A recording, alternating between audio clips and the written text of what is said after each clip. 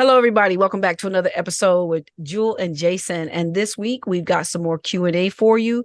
We've also got some information that'll help you business owners out there with the market that is going on, answering some questions about why freight is slow, what's going on with the economy, so that you can be more strategic and make plans going forward for the rest of 2024 and next 2025. All right, Jason, how you doing today?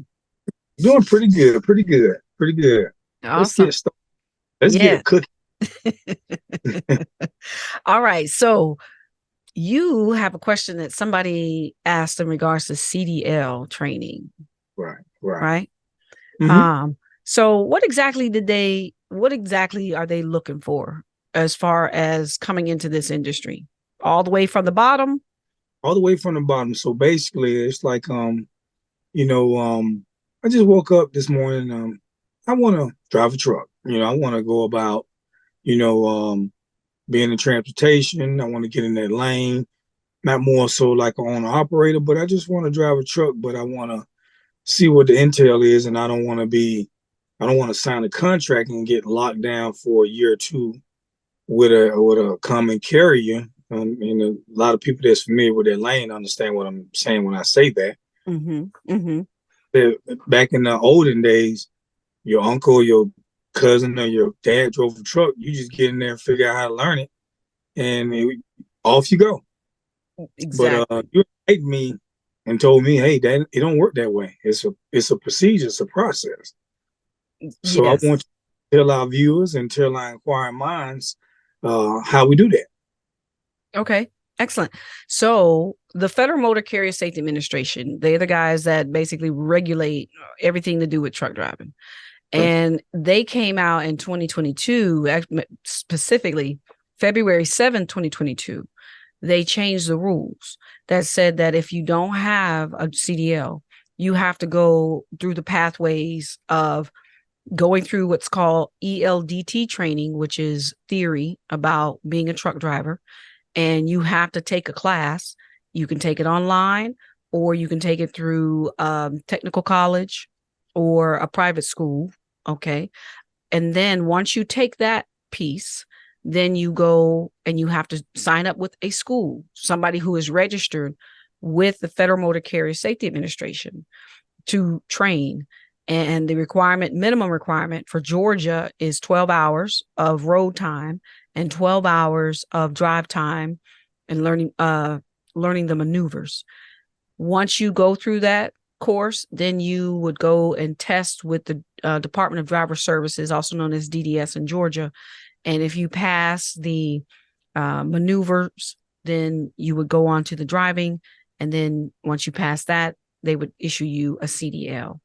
So to expand that out a little bit more, um, before you can get into the schools, you have to get a permit, a Class A permit. So if you have only a Class C, which is a regular driver's license, you would take a test with your Department of Transportation. And it's usually about 20, 30, sometimes 50 questions, depends. And this basic test is um, what it is about driving a truck, all the rules, and there's books that they have free online through your Department of Driver Services. And then there's also the air brake test you have to take because all trucks have an air brake system. So you have to have what's called an air brake endorsement. So when you take your permit test, you will also ask them to take the air brake section. Once you take that test, get the permit, that's when you would go to a school and sign up and say, okay, I want to be a truck driver. So the school will walk you through there, but you have to go through somebody who is registered with Federal Motor Carrier Safety Administration as a training provider, and they're located on their website. I'll put the link below. I'll make a note here to put the link to that CDL basically regulation. So if you're interested in doing that, you can hit that link. It'll also give you options for some schools in your area. So you mentioned sometimes people don't want to sign up with, say, ABC carrier and have to sign a contract with them and learn how to drive. Right. I went that route. I actually went through a school before it was really mandated. And there were 3 carriers that I had options to go through. And I had to spend a minimum of 1 year with them in order to pay off the obligation of going through the training. So it's rough, but for me, it was worth it, just because after I was done with my year, I stayed actually 2 years or almost 3 years with them. And then I got off the truck and went about my business. But that way I made sure my debt was settled. No, I didn't make a lot of money, but I got a lot of experience. And when I came out of that, a lot of people were willing to hire me off the bat because of that. Right. So it has its pros and cons. Now, the challenge that I'm seeing with some of my students, when they come out of school, they don't have any experience and they're being challenged to find a job. You have what I call your low end carriers. I don't want to name no names on here. I don't want nobody accusing me of slashing them. But you have your low end carriers. They don't pay a lot, but they give Right. you the experience. If Right. you can muscle down and just go through that motion, we usually tell our students stay a year and a day and get it out the way. But a lot of times they can't deal with a lot of the foolishness that goes on in the transportation industry. Right. And so they get frustrated and they leave. Now, there are some companies, and they're there, that will hire you right out of school, and they're local companies, but you do have to do a lot of searching and digging and calling and finding them. They're not putting up signs saying we'll hire you out of school. You have Right. to find those types of companies, local drivers. And so that's the challenge in not going through a carrier provided school versus a private school, is finding the job afterwards and getting to work. So does that answer, you think that answers everything that they need to know?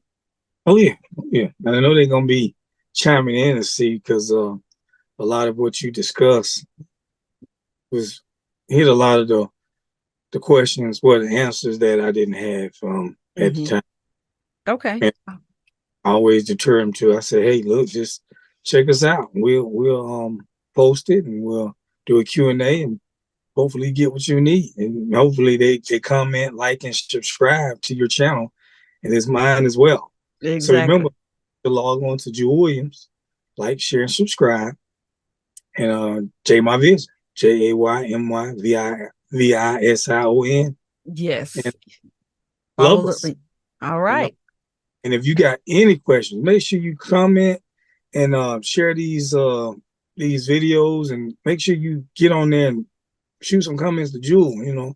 Don't be afraid to. She ain't gonna bite. Send them to her. I'm like I said, I got a lot of people that's they watching, but nobody's really interacting right now. But as soon as Yeah. those come in and she responds to them, and we'll get the ball rolling. But Okay. we definitely got some stalkers out there. They just ain't interacting with us right now. But Okay. it, Well, we definitely I think once we hit a certain number, we can go live too. We can do a live Q&A and ooh, invite people in and just go live right on YouTube, and have a nightly live session. Let the questions come in and answer from there. So that's something we can also do. So keep that in mind. You all, if that's something you're interested in, drop a comment below so that way we know that's what you want. Okay. right. All right. So next on the board, we had another question in regards to way stations. Yes. So I had I've had two of my colleagues. One's a fairly new driver, 6 months, 8 months, Spanish gentleman. Then I had one that's been there for like 2 years, and basically um, they had an issue with weight distribution throughout their trailer. They went to a local pilot, and was able to get a ticket that showed how much weight they was actually carrying. Versus, I think the paperwork that we had was a manual bill of lading, so the weight wasn't even accurate. Accurate, it just had a pallet count. So he went to the weight station, got the weight, came back, say, "Wait, I'm way over 81,000 pounds." So if you could do a breakdown of the weight distribution on the trailer versus Mm-hmm. from the truck all the way to the back of the van, 53 foot. Okay, yes. So according to the federal regulations, the full weight of the truck is 80,000 pounds from nose to the tail. You're allowed to weigh 80,000 pounds. How that breaks down on axles, your front axles, which is your steer tires, 12,000 pounds is the most you're allowed to have on those. And your drive tires, you're allowed 34,000. And on your tandems, which is the rear of the trailer, you're allowed another 34,000. Combined, that's 80,000 pounds.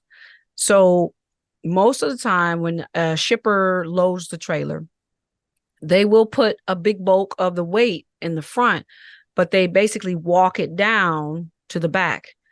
Not to, and you want to basically leave enough to where you're going to have to slide those tandems towards the front of the trailer to absorb that weight in the front. Okay. So for example,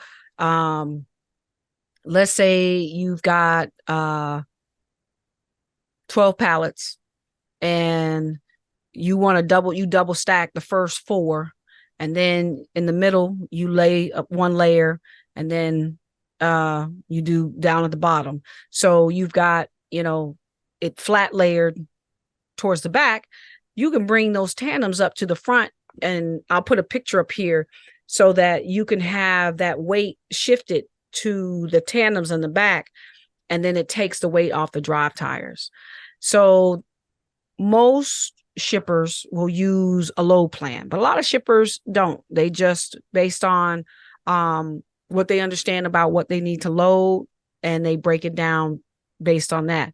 Sometimes drivers who know what their truck can weigh.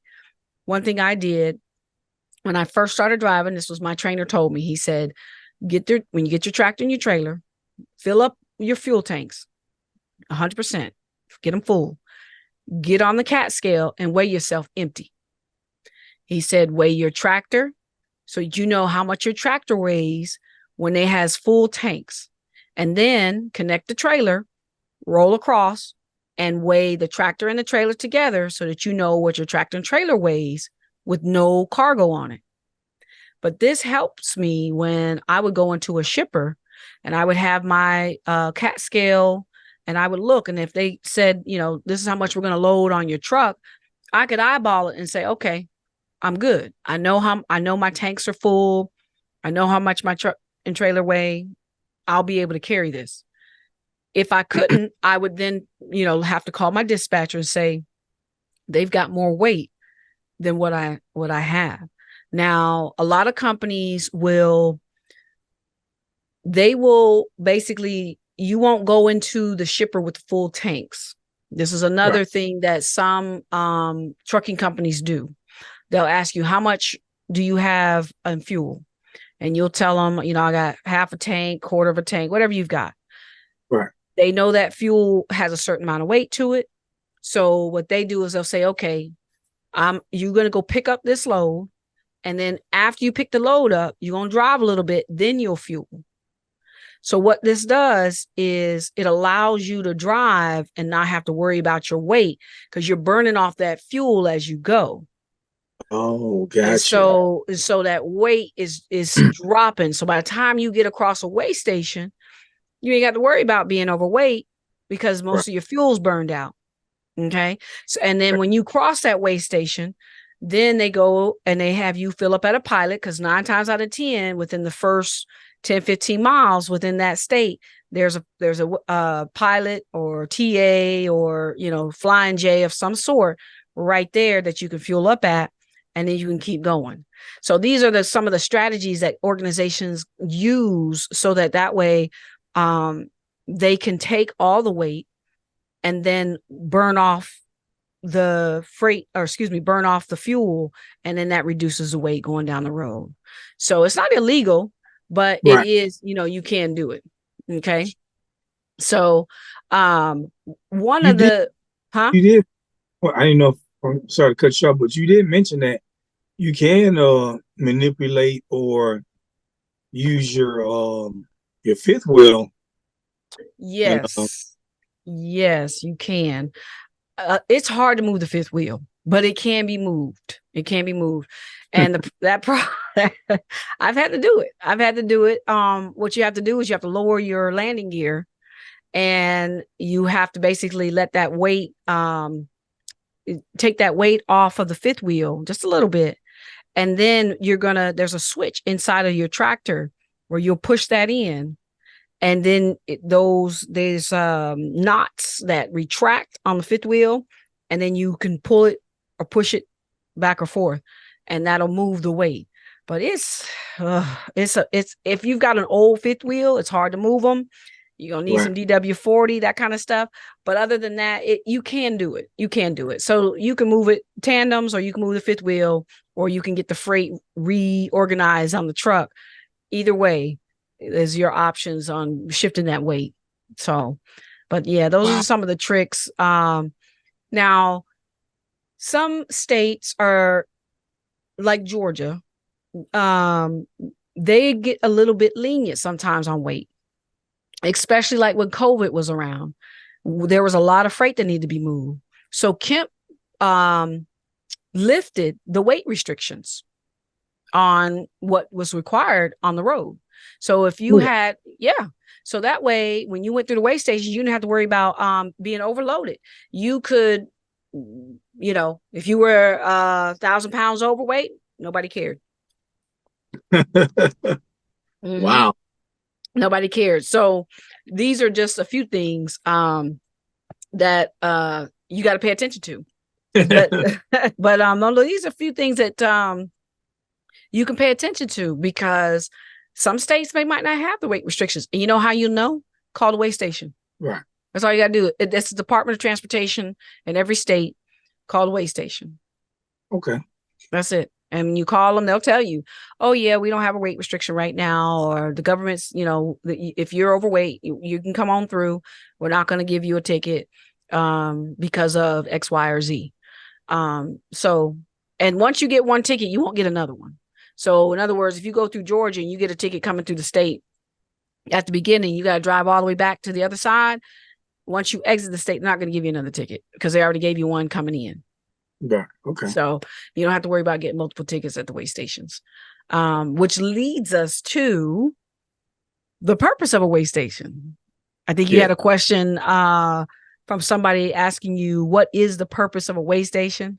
Yeah, because I think they was like, man, I went through this weigh station. It was open. We went to the same weigh station maybe about 2 weeks later, it was closed.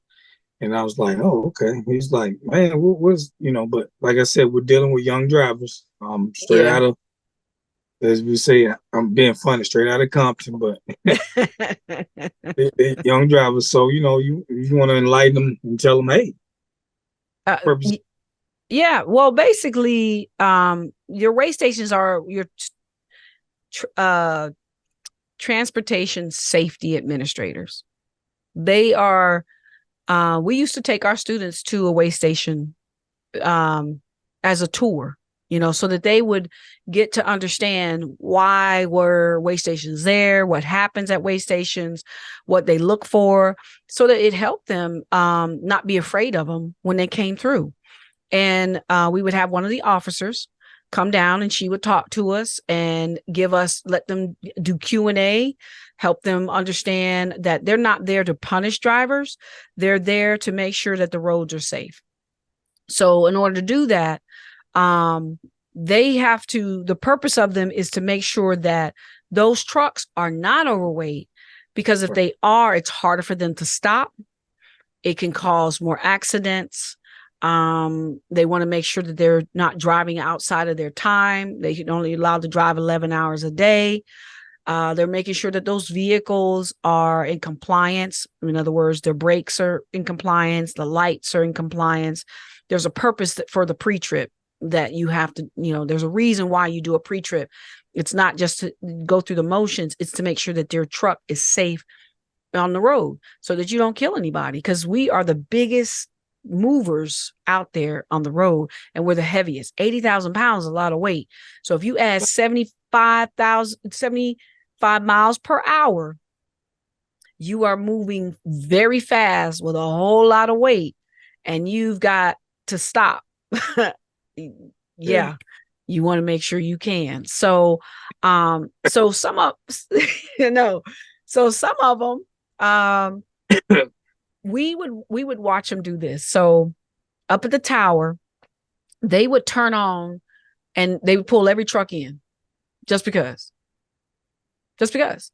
And it wasn't really about punishment. It was about, they were looking to make sure that everybody running through there was compliant.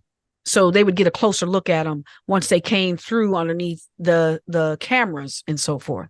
So they have what they call now weigh in motion, which you see, you'll see a little sign that flashes and says, driver safe, keep moving. You probably, when you go down to Florida, you'll probably see that, driver, keep moving, you're safe to go.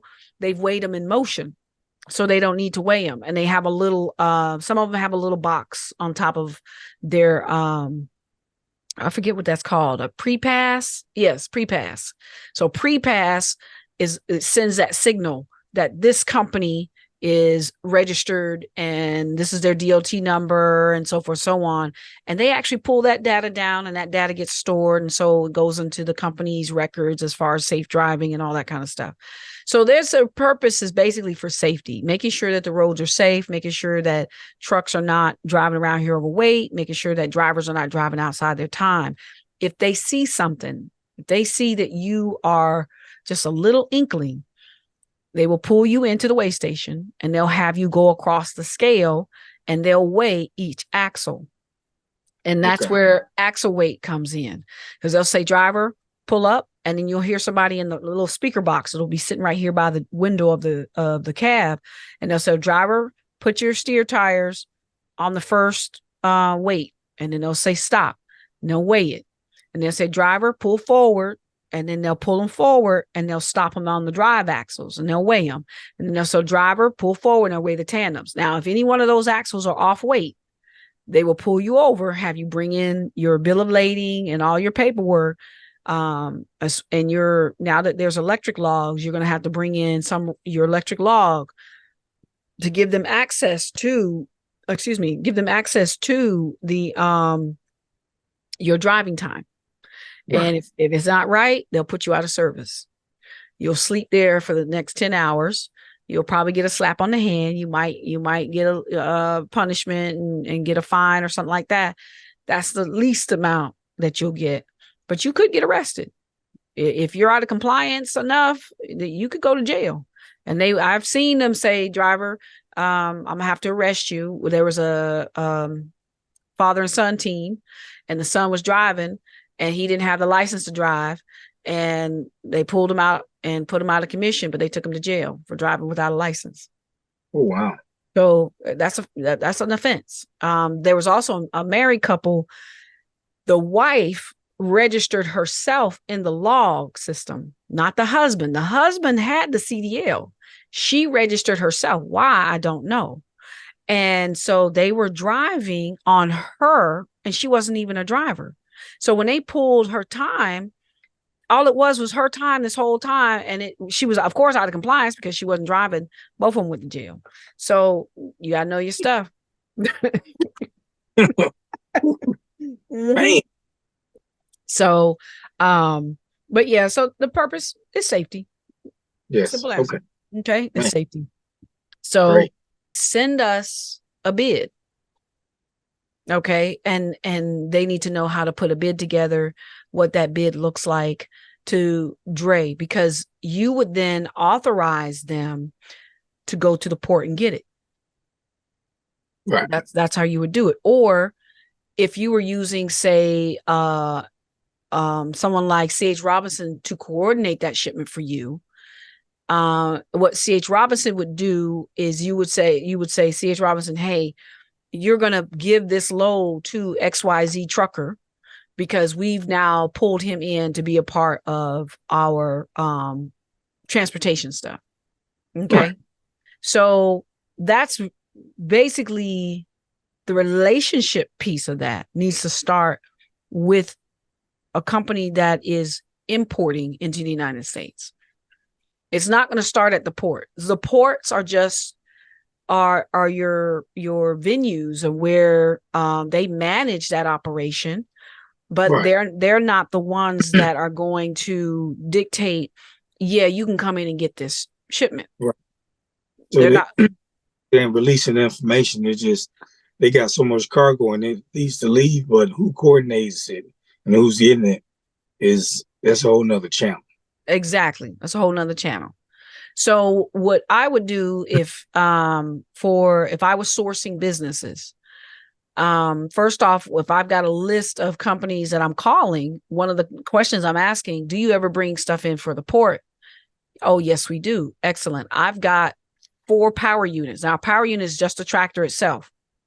I've got 4 power units that I can send down to Savannah and have them pull your freight. Where do you take it to? Okay. Ask those questions. And then that's where you make your bid. Okay. So what that leads me to, and this is where I was talking about that report. That's why I wanted to kind of give that segue. So the American Transportation Research Institute, located here in Georgia, all they do is identify what's happening in the freight industry. Okay. So they released a report here recently that they studied last year. So it says here that the marginal cost of operating a truck was $2.27 per mile in 2023. Okay. Okay. So if you were starting your drayage business and you were going to be, let's take your organization, for example, and let's say that you were going to have a lane going from Savannah to we'll say Winder, Savannah to Winder. That's the lane that person's doing, right? Right. So it's going to cost you, according to this report, on average, it costs $2.27 per mile to operate. So let's start there. First, get the map. How many miles is it one way from Winder to Savannah? And I think it's look, I'm gonna drop game on them this time. I'm gonna get my little map out here. Okay, we're gonna get the little map out on my phone, and I'm gonna do a Google search, and I want to see my destinations. I'm gonna go from Winder. So we're just gonna say Winder, Georgia, and then we're gonna say starting point. We're gonna say Savannah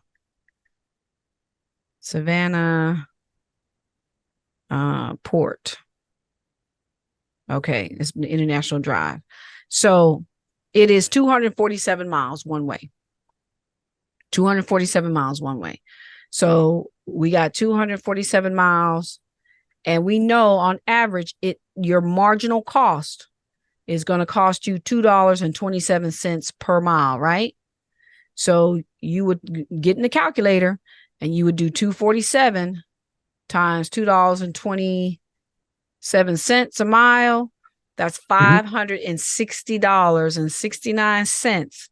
One way is your marginal cost. All right. One way. Right. So if you're doing a round trip times 2, that's $1,121.38 round trip. So if somebody was coming in and they were using this report as a benchmark, what we call a measuring tool to say, okay, this is what on average, this study shows on average is what it costs.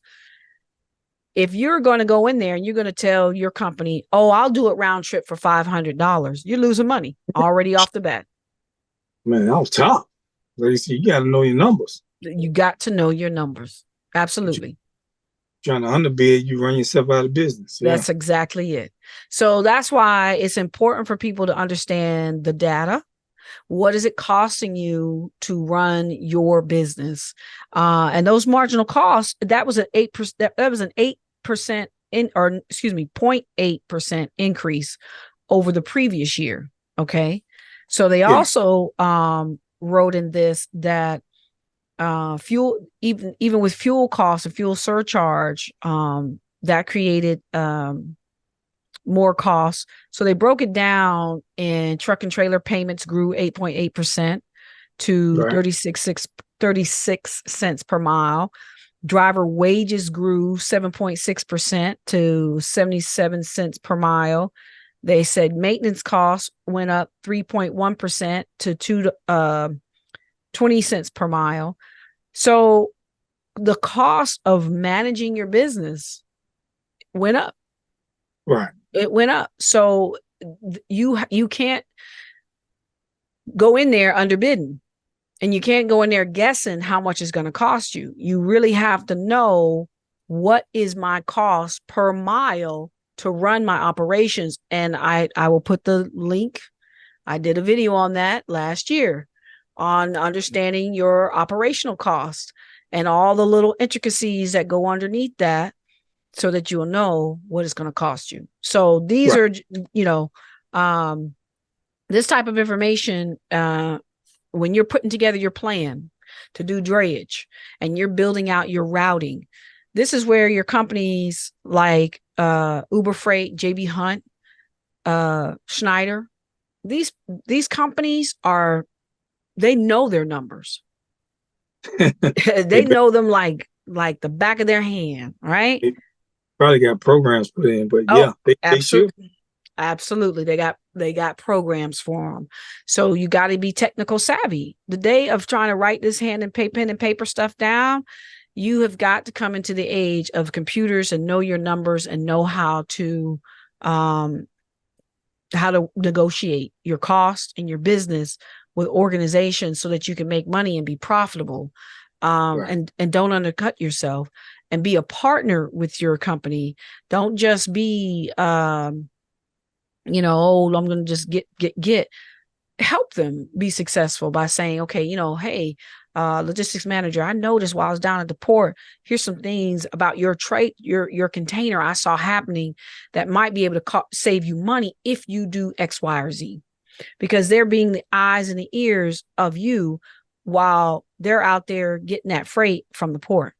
And then that way it makes it more beneficial. So these are just some of the things that you can look for and whatnot.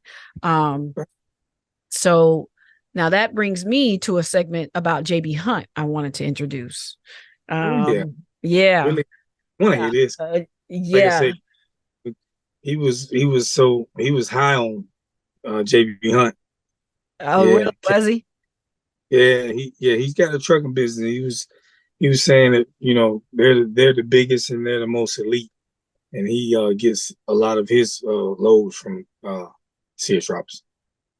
Oh, C.H. Robinson or JB Hunt? C.H. Robinson. Hold on, which one? Yeah, I'm talking about JB Hunt. JB Hunt. Oh yeah, JB Hunt. They on the rail car, they on the freight. We get a lot of. Yeah, they. It's like they own the railways. It look like. They well, Truckers Report came out with this and said that JB Hunt dropped 90,000 carriers from their roster, and 90,000 carriers. JB Hunt dropped 90,000 carriers. Now they did this in early June. So they sent out an email, and somebody shared the email, and it says, "We're sorry at this time you do not pass our internal vetting criteria and are not eligible for setup or use. We are unable to share our criteria externally. However, you may feel," and it has some email here that you can send an email to, and we can review further at the time. We apologize for any inconvenience, but our matrix was created by our compliance and security team to identify vetting criteria for onboarding or updating carriers. So they're using an AI system that has been programmed and hit the check mark. And if you don't hit the check mark, then you're not on the list no more. So this is where strategic thinking has to be a part of your game plan. As a business person, you have got to be thinking the what ifs at all times, because your JB Hunt is not doing this, I don't think, to be mean. They're doing it because of a strategic advantage that they're trying, or competitive advantage that they're trying to gain, being in the freight business. I'm basing my opinion here on some of the things that I see going on. And technology is at top priority in all these companies. That technology is about tracking and tracing. Right. If I can track and trace my shipment, you are on my list. Yeah. But if I can't track and trace you, you are off my list. Well, they say numbers don't lie. That's it. So it's not about, I'm being mean, because you can be compliant and you can be as secure as you want to be. However, when you pick up that freight, you disappear off the radar. That's a problem. That's a problem. And so nobody wants to be blind anymore. And that means you're going to have to look into some technology on your truck and put a beaker on there, put a tracker on there. I know people want to complain and say it's none of their business where I'm at. Absolutely. But when you got their freight, that is their business. That's your customer. You carrying millions of dollars of their assets, okay, that are about to be sold, and here you disappearing off the radar. And it could be something as easy as, you got Uber Freight, where once that you pick up that driver, you can see where you going and where you're dropping off to, right? Yeah, just something. Yep. Exactly. Got ETA and everything. So I don't know if it was you that told me this or if I read this or something, but somebody picked up a load and it was going to Florida, and the driver got confused and ended up in Canada. Now, at what point did you not realize you weren't going south? At what point? At what point? Okay. If you picked up in Georgia and you traveling north, that's something you should have picked up like immediately. Okay.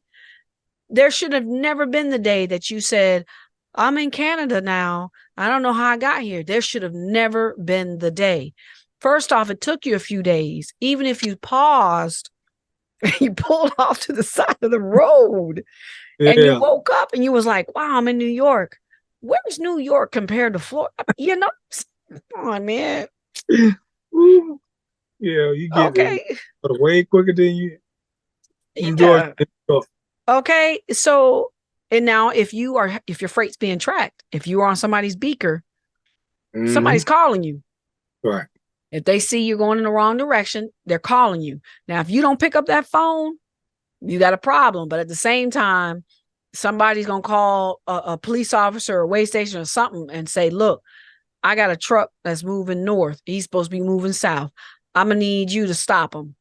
Don't let him go, not one more iota, because at that point, you're looking at somebody stealing your freight. Right. Because they're going in the wrong direction. So at that point, you have to take the steps to stop that from happening and get them back on track. So at this point, what we're looking at here is technology is king. People want to know where you at all times with their cargo. Plus this double brokering stuff that's going on. So if you are, like you said last week, can I be a broker and a dispatcher and a driver? Here's where we got these problems coming in. So if somebody says, okay, I'm going to tell them I'm going to pick it up, but I'm going to send somebody else. Well, The radar's not matching up, is it? Because if they send you a code through your phone and you accept that code becomes the link that tracks you across the United States. So if you are not moving and you're moving in the wrong direction, I'm calling you. Hey, how you doing? I'm looking at our radar right now, and I see that you're in Alabama and you're supposed to be in Minnesota. Where you at and why? Oh, I brokered that out too. No. That's not how we do business. Right. I'm no longer doing business with you. And I'm going to charge you for stealing my freight. You feel me? So technology is becoming the king and the decider, and AI and all these other things are going in there, and it makes it easier because now you got somebody that puts in the algorithm. All they do is push a button. Everybody, 90,000 carriers dropped off. Why? Because they didn't meet this criteria and they're gone. I don't have to deal with you anymore. Wow. No, well, it's an explanation, but like I said, they're cutting off some of the fat, trimming down. So when you trim down, you get rid of your liabilities and say, hey, look, this is where we're gonna move now. Exactly. We've been out of compliance, and now we know how we can make more with less. Basically. Exactly.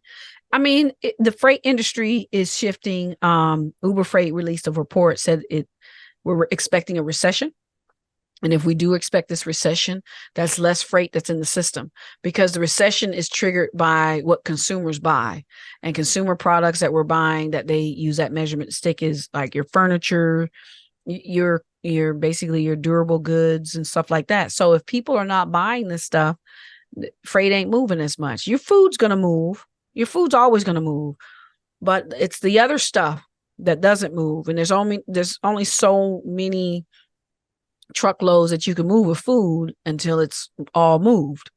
It's the other stuff that you depend on: your cars, your furniture, your lighting, your house construction building and stuff like that. So, these are things that are coming down the road, but as a driver, as an owner operator, you got to pay attention to it, because if you don't, if you're not, keeping your ears to this information by tuning in, like, subscribe, share to Jewel and Jason's show. We're trying to put y'all on game. We're trying to help y'all understand what's going on out here, having these conversations, so that way you can be on top of your game and do better on your business and figure out where you're going to pivot to, because you're going to need to pivot at some point.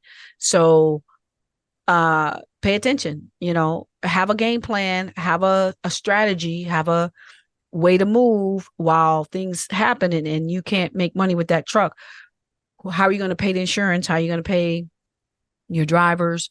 How are you going to just the basic cost of just keeping that truck in motion? How are you going to take care of that and weather the storm, without going bankrupt is the key. But you best believe there's a lot of carriers that are closing. There was another one that closed. I told you I watch Mother Trucker, and he's always dropping, this carrier closed, this carrier didn't like that.